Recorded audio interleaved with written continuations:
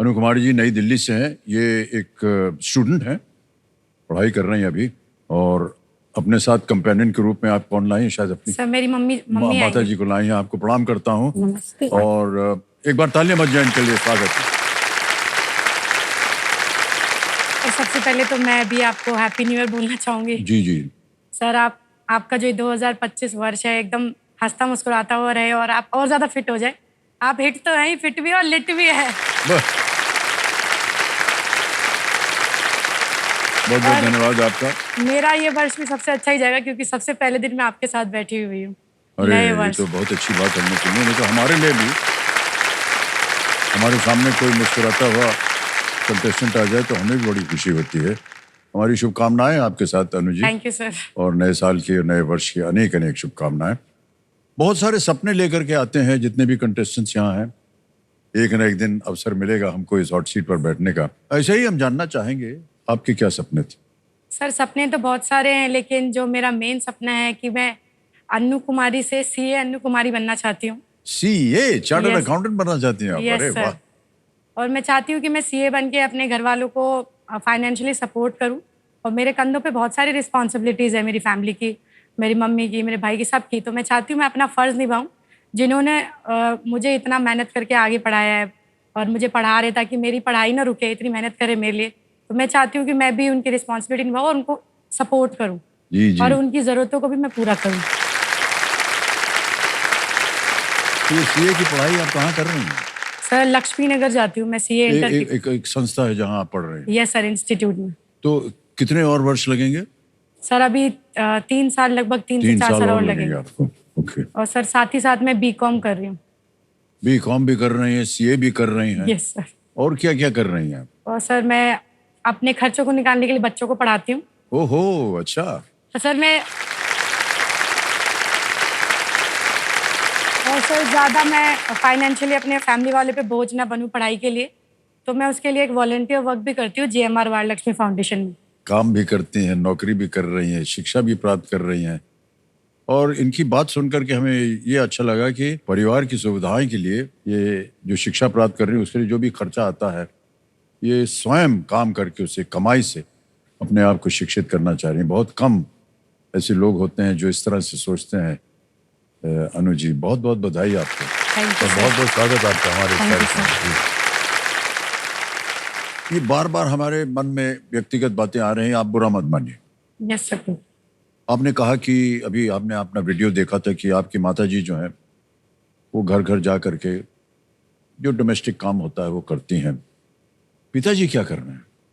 Sir पापा कुछ काम नहीं करते, जब भी तो इतनी प्रॉब्लम है, छोटे भाई बहनों को काम करना पड़ता है। Oh okay okay. पापा काम नहीं करते और ऊपर से अल्कोहल भी बहुत ज़्यादा ड्रिंक करते हैं। और जब जैसे हम तो कोशिश करते हैं कि हम पैसे ना दें, जैसे लोग बोलते हैं ना पी कैसे लेते जब काम नहीं करते, तो वो दूसरे से उधार मांग लेते हैं बाहर से। और जिनसे वो उधार मांगते हैं उनको पता होता है कि ये तो काम करती हैं, तो वो हमसे मांगते हैं आके। और हम उनको समझा देते हैं कि अगर आपने अगली बार दिया तो हम नहीं देंगे। तो फिर वो दूसरा रास्ता निकाल लेते हैं अपने पैसे को जुगाड़ करने के लिए।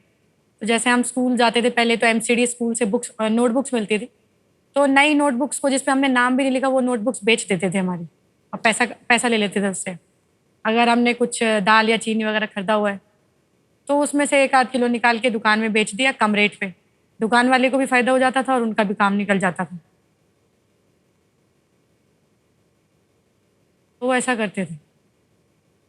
बहुत सारी ऐसी संस्थाएं हैं जहां पर शराब को लेकर के बहुत सारी ऐसे लोग हैं जो उनको रोकते हैं, उनको शिक्षित करते हैं, मानसिक रूप से उनको बताया जाता है कि ये गलत चीज़ कर रहे हैं आप। इन आदतों में सुधार आ सकता है और ऐसी जो संस्थाएं हैं वो इस ओर काम कर रही हैं, समाज के लिए, देश के लिए काम कर रहे हैं। मैं पता करूंगा और बताऊंगा आपको। ओके। बार बार जो है हम आपसे आपके बारे में पूछते रहते हैं सवाल।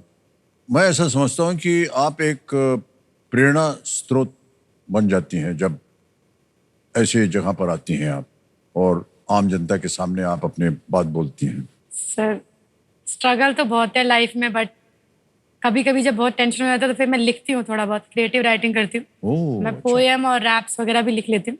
तो अगर आपकी परमिशन हो तो मैं सुना दूँ एक बार? हाँ जरूर सुनाइए, क्यों नहीं। जैसे एक चींटी चढ़ती है दीवार, बार बार गिरती है पर मानती नहीं हार।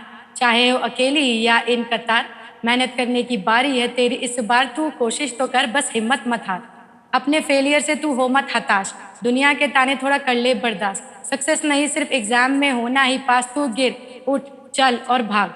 अपनी सक्सेस से लगा पूरी दुनिया में आग। तू हो मत हताश, तू हो मत निराश, भूल मत तेरे माँ बाप का तुझसे ही आस। जो हिम्मत न हारे उसमें है कुछ खास, हार नहीं मानना है सबसे बड़ी बात। कामयाबी पे होगी पूरी दुनिया तेरे साथ, लेकिन दुनिया का एक ही वसूल, मेहनत करो तुम अपने ही हाथ। चमकने के लिए तू पहले खुद को तराश, फिर से कर मेहनत और हौसला रख, तू ही देगा फेलियर को मात। मेहनत, हार्डवर्क, डिटर्मिनेशन से ही बदलेंगे तेरे हालात। तू गिर उठ चल और भाग, अपने सक्सेस से लगा पूरी दुनिया में आग। अपने सपनों को चेज़ दिन रात करते हैं, कामयाबी उन्हीं को मिलती है जो शुरुआत करते हैं। अब तक है काटी मैंने जिंदगी आराम से, अब तक है काटी मैंने जिंदगी आराम से, पर आगे जीना है कुछ अलग अंदाज से। कभी कभी रात में खामोशी हंसती है, कभी कभी रात में खामोशी हंसती है, मेहनती लोगों पर ही कामयाबी जचती है। Thank you. ओह,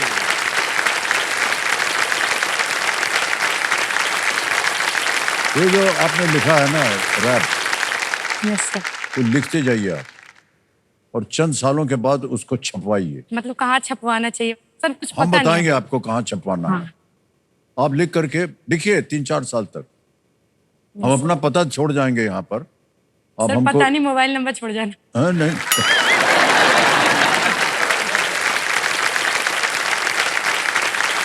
और ये जो रैप है ना, ये भी पूरा हमको लिख करके भेजिए।